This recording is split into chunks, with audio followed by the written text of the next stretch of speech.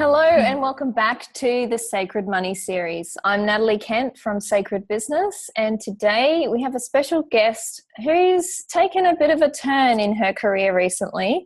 She is the founder of Live Your Genius and Success Refugee, and she's moved from Canada, the Rocky Mountains in Canada, to Mexico, and we're going to hear all about why she's done that today. So welcome Karen McMullen to the series. Thank you.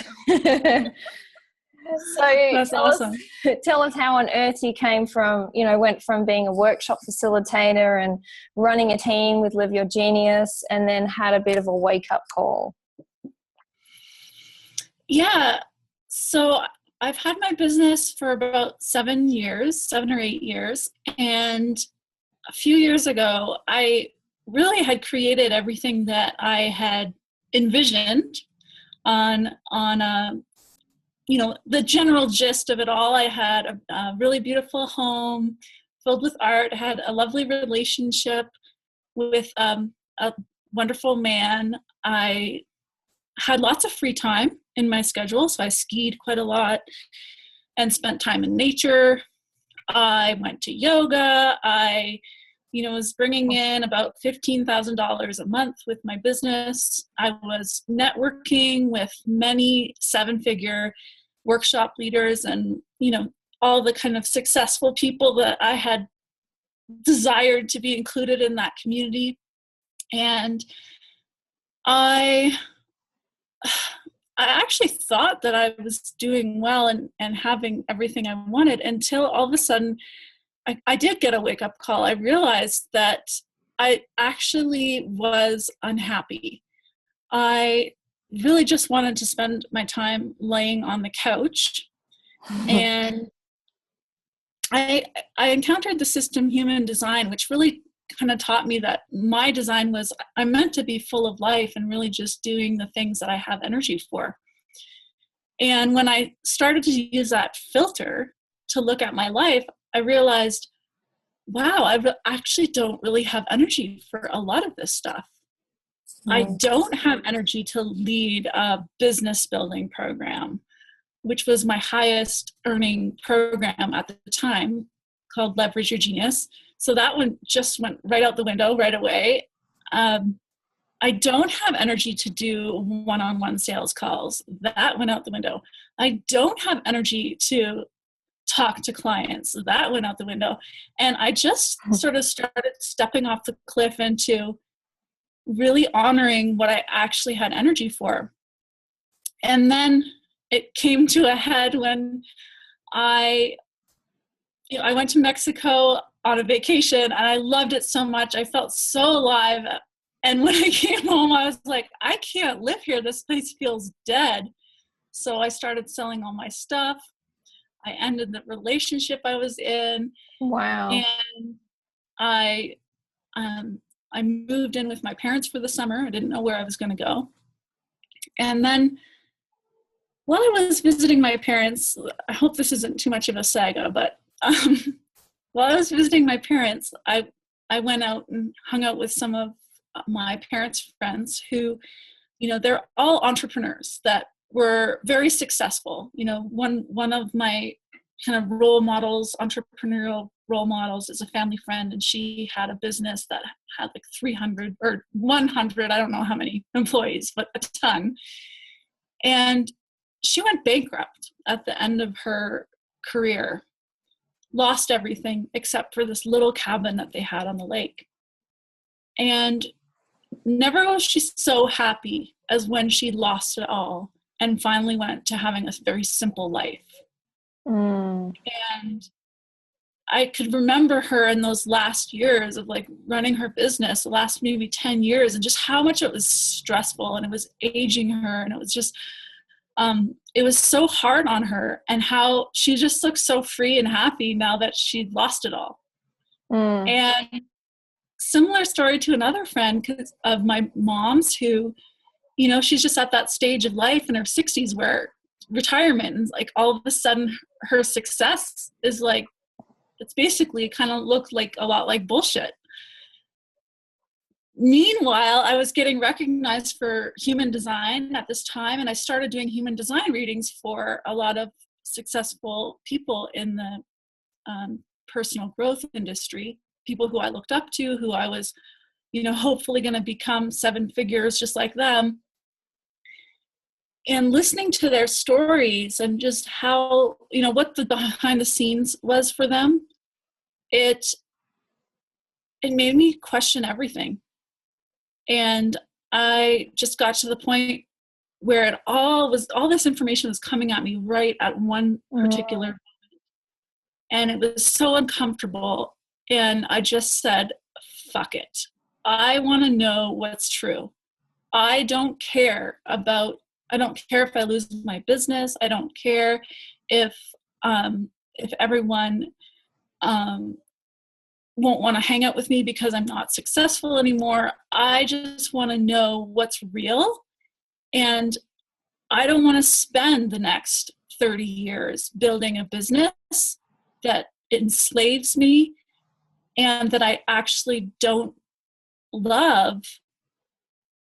And then finally start living my life when I retire. No, I'm not going to do that. And so that really spurred me into where I am now, which is living in Mexico and just following my own inner path. So that's the long story. Wow, I love that story. My goodness, that sounds like divine intervention. All right. Mm-hmm. Yeah. So I love one of the things, from this perspectives that you've heard from those circles of the 7-figure leaders of business, like they feel the pressure of staying profitable. And so, like, what does that do to someone? I mean, you've obviously experienced it to some degree as well. They're experiencing it to an even greater degree. What is that like? Well, what I see happening is, and what happened to me is that as I started growing and having more clients signing up for me at, significant tuitions, then I had more money and my business was growing. And so I started investing in growth and having more expenses. So then those expenses become normal. They become monthly. And, what was sort of a simple business model becomes more complex. And also, in that, I started spending more, having more, expensive travel, fancy hotels, social events. What else? I think what happens for a lot of the 7-figure business owners is that they get things like help at home. So they might have like a full-time person that cooks for them or cleans and maybe takes care of their kids. So it becomes lifestyle expense. And then they get, the nicer house, and then they want the nicer house. And then, really there's no end to materialism and how far you can go with wanting more. There really is no end. Like once you get the thing that you want, then all of a sudden it leads to another thing you want. And pretty soon you need to make money. It's not, and so what I see happening for a lot of people is they, because they need to make money, they start to focus on making money and doing what they know works or worked in the past. And that keeps, I can't tell you how many times I've been at networking events and had people say, oh yeah, we do this because it works. We do this because it works. And what they mean is we do this because it makes money. This is our go-to thing that makes money. And what that means is they're putting it out into the world, not because, goddamn, life force is indicating, yeah. Gotta go for it. Exactly the thing that the world needs from me right now. This is what my, calling is. This is what the world is, extracting out of me. It's not coming from that place. It's coming from, this is our thing that we do that gets the results. And what I see is that it gets less and less results because it doesn't actually have real life in it. It's not something that life is calling for. The things that are being called for have life and they will succeed. And I mean that's kind of true and kind of not true, because I think a lot of things do succeed that probably aren't being called Well, for. they succeed on one level anyway. Yeah, like financially. But I think that the pressure to profit is causing people to not necessarily bring forth exactly what they're most what they most have inside of them, and they may not even be taking the time out from their business that would be necessary to actually know what is inside that wants to be called out. Wow, I love how you explain that. It's almost like money's a distraction from, or can be a distraction from who we really are. So it takes a lot of mastery to balance that, doesn't it? And that's where you're sort of at now. You've fled to Mexico and you're redesigning your business and life. So how do you go about that process? Like, what's been your approach? I mean, you're in it, but how are you approaching it? Oh my gosh, that's a big question. Can you ask me in like a different way so that I can get more of an answer? Yeah. So I know that something that you talk about is unbecoming. And what that means is it's like deconditioning from, or unbrainwashing, washing our brains from all the conditioning of society, especially around money and how business is done and who we are or who we think we are versus who we really are, all that stuff. Of that process of unbecoming, what's the approach that you've taken to that? So my process has been really guided by a teacher to go inward and really get a sense of like, what is the construct of Karen, and sort of in this process, one of the things I've realized is that the separate self, the little ego, we're in this like infinite field of consciousness, and then this little self has been kind of bottled off. Like we took a little scoop of the ocean and here's this cup that thinks it's this separate thing, but really it's just ocean water that's in this cup. So here I am as this separate Karen, and those boundaries that keep me feeling and perceiving that I'm actually separate are what make up my identity. And so, some of the core things I've discovered about my Karen identity is Karen wants to be significant in the world. She wants to be recognized, important. And so how perfect to become, a workshop leader that has followers and gets on stage and speaks in front of people and, influences them and all that. And that separate Karen self also wants security. And so, what she most is averse to is insecurity and not knowing, how she's going to be taken care of in the world.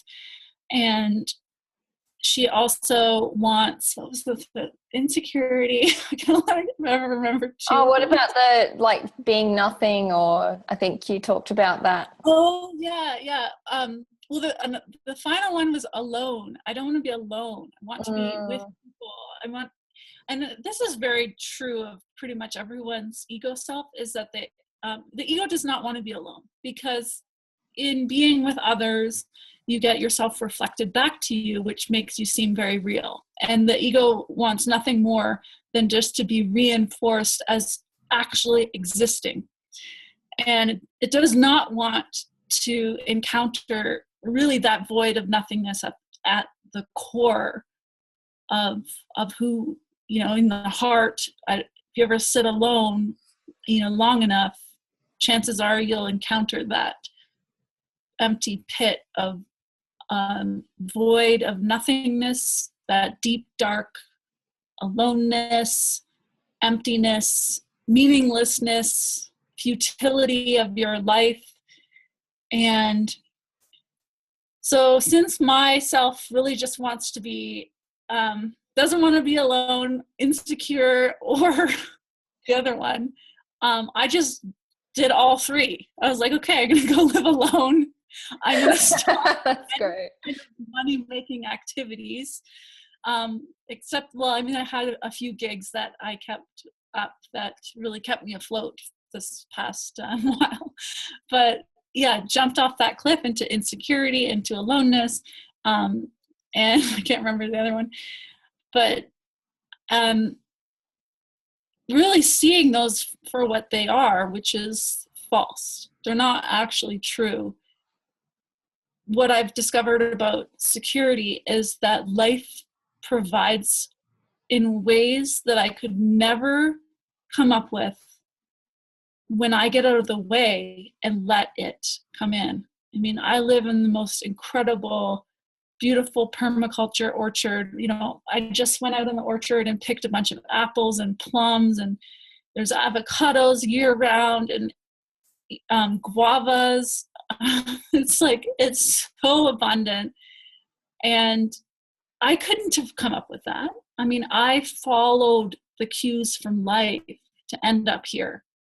So life wanted to give to me, and it wasn't until I actually surrendered my puny little agenda that life could intervene and come in and participate with me to, show me what my life is. I realized that I manifested the heck out of my life before. I was like Abraham junkie. I law of attracted every single thing I wanted. I had exactly what I wanted. I manifested it. I saw it. I envisioned it. I made it happen. I allowed it. And I had no fucking clue what would actually bring me real satisfaction. So the way I see it now is like life doesn't start till you actually surrender and hand over the reins to life and let life show you what your life is. I love that. You've just explained that so beautifully, really. This whole thing about we can't actually know what abundance is until we stop trying to control abundance. And that's what you've kind of stepped away from, isn't it? It's like when you start to see that most of how money is made in our economy is so much about controlling outcomes, being able to calculate profits and forecast profits, all that kind of stuff. It's like that's only one very small piece of the picture. So what are we missing out on by just staying in control? And you've started to experience that. It's what I call true abundance, is abundance in all forms, including money. But we can't possibly know what that mix, how that mix is going to show up in our lives, can we? Yeah. And, one of the things that I think is terrifying for most people is letting things die. Letting things die and not exist anymore, especially if they're, working. And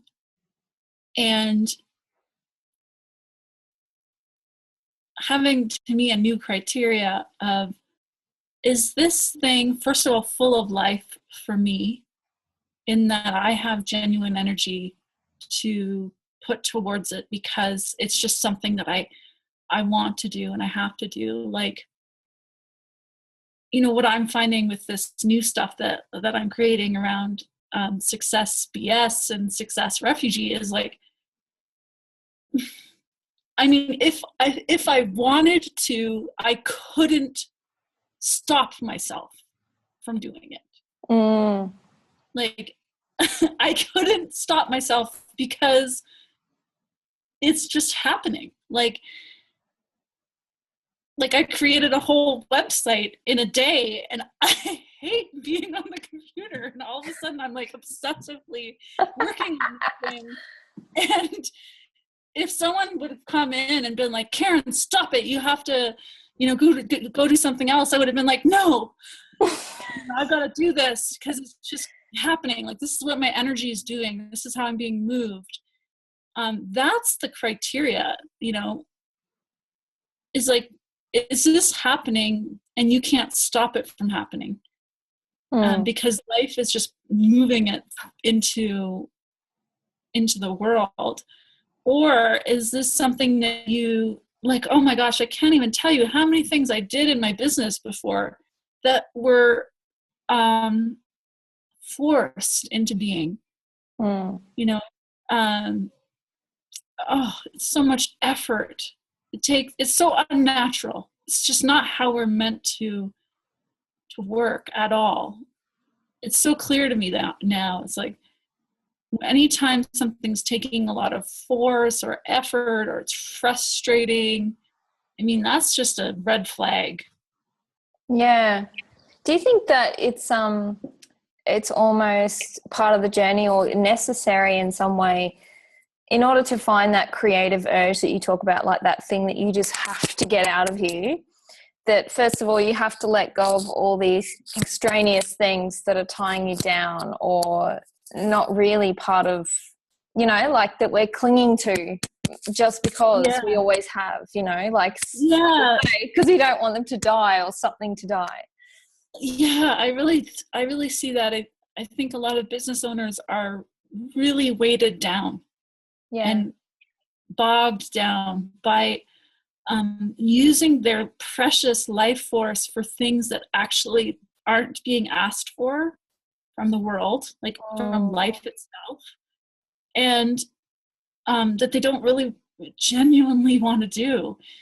And I call it excess, like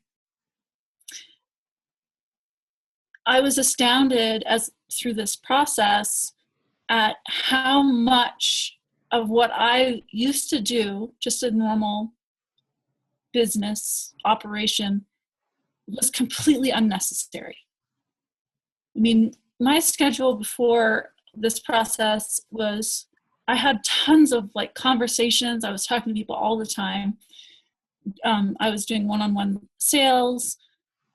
And when I was honest with myself that I actually didn't really want to do any of it, I just stopped doing it. And,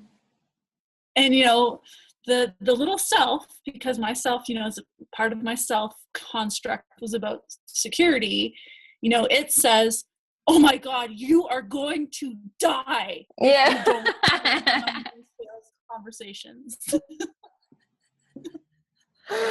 You're going to die. And so that's what you're like up against. Like this part of you that literally thinks you're going to die. Well, it's funny, yeah, because part of you actually is dying. Part of your identity is dying off, isn't it? Yeah, that's true. It's funny the way I sort of experienced it when I left my corporate job. I actually, like the day that I left, or the day after I left, it was like I expected it to be this instant cut, like, okay, move on, done with that. But oh no, it took really some time, and it felt like, when you cut off a vine at the base, but the actual tendrils take much longer to die off and let go. It felt like all these tendrils in my body were still there for weeks and weeks and weeks afterwards, even though that base had been cut off, severed. So it just showed me how much my identity was bound up in that role, in being that person. And it sounds like you've experienced a similar thing. Yeah, I definitely have. And, the first, I don't know how long of that process, I slept and laid on the couch and didn't do anything for probably 6 months, or like between 6 months and a year of just recovering from what was normal life before.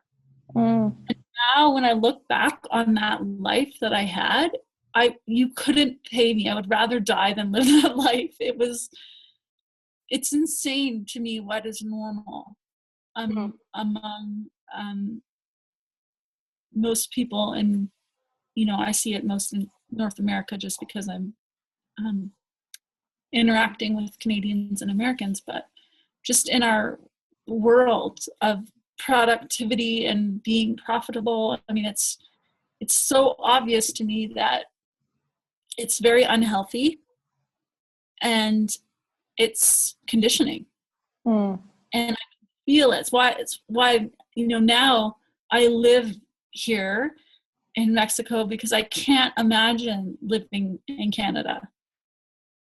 When I go there, I feel stressed just being around the people, like just being in that environment and visiting friends and stuff. All of a sudden I start thinking, oh my God, like I've got to build a bigger business, and I've got to really, like, I've got a great idea here. Let's just make it better and bigger and have more people, and yeah, we can do this, and there's so much potential here, and let's go and hustle. It's like hustle. So do you reckon it's like almost like people's thoughts and beliefs when you're in, you go back to Canada, it's like they start to stick to you and you're just like trying to flick them off, going, hang on, that's not me. Oh my gosh, exactly. There's a quote I was reading earlier today. We have no idea how much we are influenced by the people and surroundings in our environment until we attempt to extricate ourselves from them. And when you start to try to extricate yourself from the way you've set things up, like, or I speak for myself, when I tried to extricate myself from my business and how I had set things up, wow, I had no idea how much I was imprisoned. Yeah. And what's that thing you say about freedom and prison? Oh, yeah. The easiest way to keep someone in prison is to convince them that they're already free. So, yeah. I love that. It's amazing. If you had asked me, years ago when I was, had everything I wanted on paper and that I had wanted to create, if I was free, I would have said, oh yeah, I'm free. I dictate my schedule. I make great money. I ski all the time. I go to yoga, I have a great relationship. So I am free. But true freedom is an inner game. It's an inner job. To me, it's freeing yourself from the confines of that, those egoic, really identity level fears that are driving. So was I free to not make money? No. I was completely bound to making money because I had, first of all, a very strong base level fear of insecurity. So until I address that fear is driving me at a primal level, and I will never be free of that. It will always dictate my behavior, and it will always run the show. And so I see this for everyone. It's like, unless you have taken the time to really take that uncomfortable inner gaze long enough and deep enough, you're never free. Yeah, it's like it seems like such an integral part of the unbecoming process is questioning not only our ego's agenda, but also questioning society's agenda and the collective consciousness that is influencing us all the time. And, like, I love what you've done. You've actually you're living on an orchard in Mexico, so you got all this beautiful space around you, and it's like that conditioning doesn't exist there, does it? No, yeah, living with the birds and the trees. It definitely doesn't. Like when I come back here after, I still travel and spend, periods of time in Canada and the US.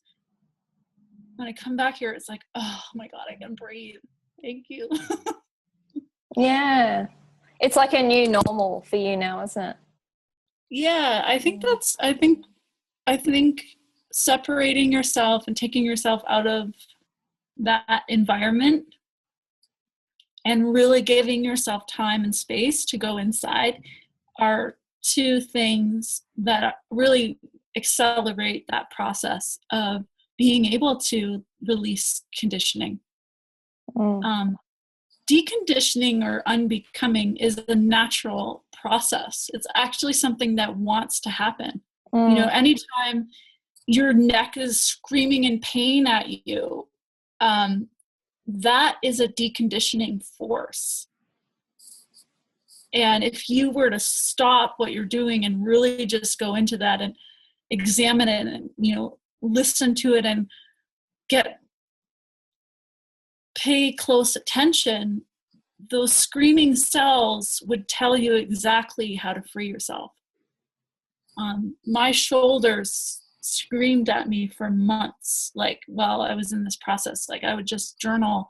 They had so much to say. When I finally listened, they were just like, you should not have done that in your career.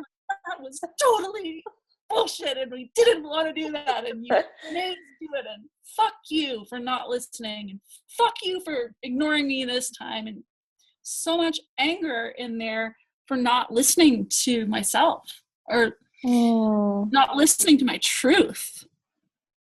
Yeah, so it's like, as you say, this is such a normal process to decondition and return to our natural state.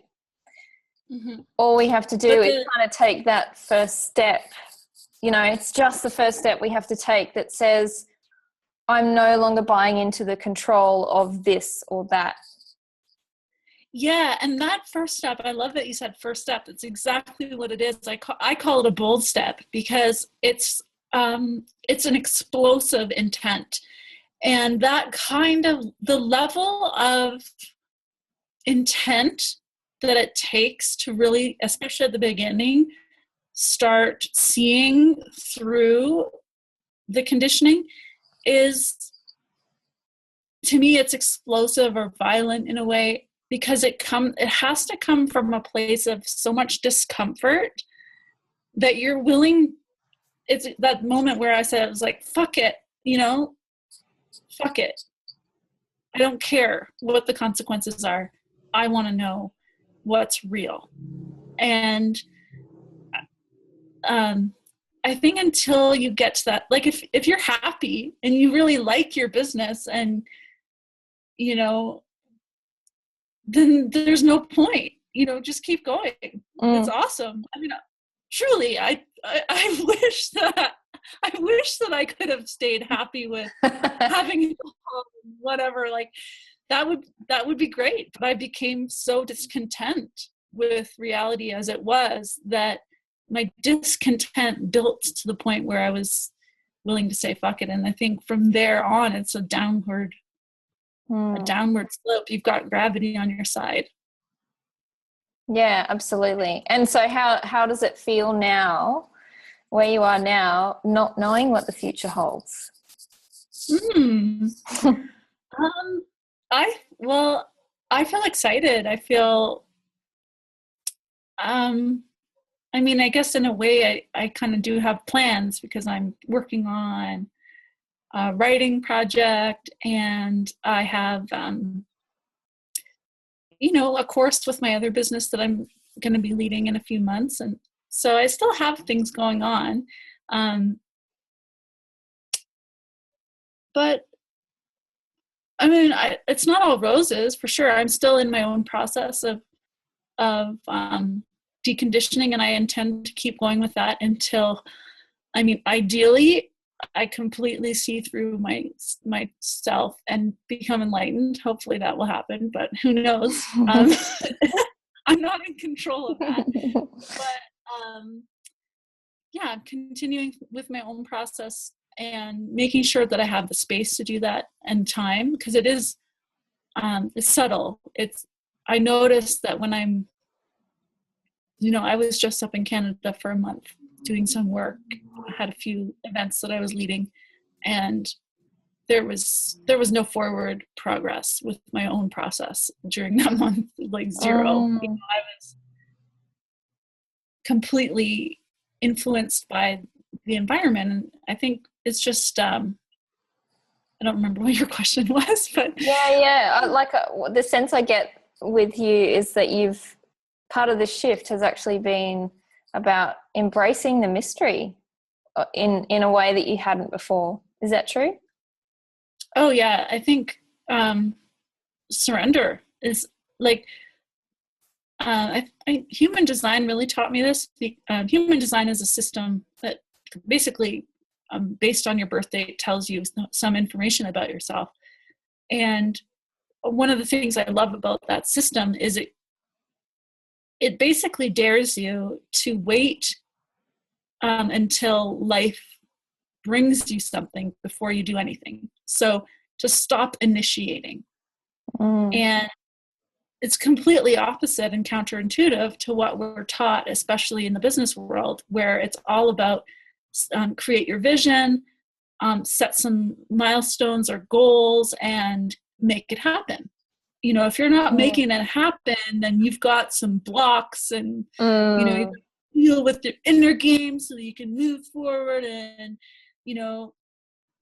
have your morning rituals so you get in the right space to be productive. And what I've learned is actually like waiting till life brings me something that I actually respond to with my life force. An example of that would be this interview. I saw a post that you had on Facebook. I didn't know who you were. What you were saying was resonant with my life force, and out of character. It's not something I don't know that I have done this, definitely not in years. But I was like, hey, I think I might be a fit for your interview series. That just was my life force responding to something. It wasn't like I was thinking, oh, I should really look for some interviews to do. It's not like I was looking for something. It's like, oh, there's something that came across my view that, oh, I'm responding to this. So yeah, it is surrendering. It's, a lot less opportunities come across my path now. Fewer. My life is much more simple in terms of there's not as much happening. But the things that do come across, I want to use the word certainty, but it's not quite that, but a knowingness that they're right. And because they're right, and I'm not wasting my energy doing this thing or that thing, they tend to bear fruit. They tend to be productive. I love that. They tend to bear fruit. So true. Yeah. Slow down, simple steps, and it's amazing what the universe can yield, hey? Yes, exactly. Yeah. Yeah, and it's that, like, I'm not in control. I don't have the plan. Life knows better than me. Yeah, I love it. So is there anything you want to finish up on in terms of your success refugee concept, Any final thoughts to pass on to people who may be, in your shoes that you were in a while ago? Well, the biggest thing is being honest with yourself. That's the hardest thing. Denial is such a tricky mechanism. It keeps you thinking that you're not in denial. That's the point of it.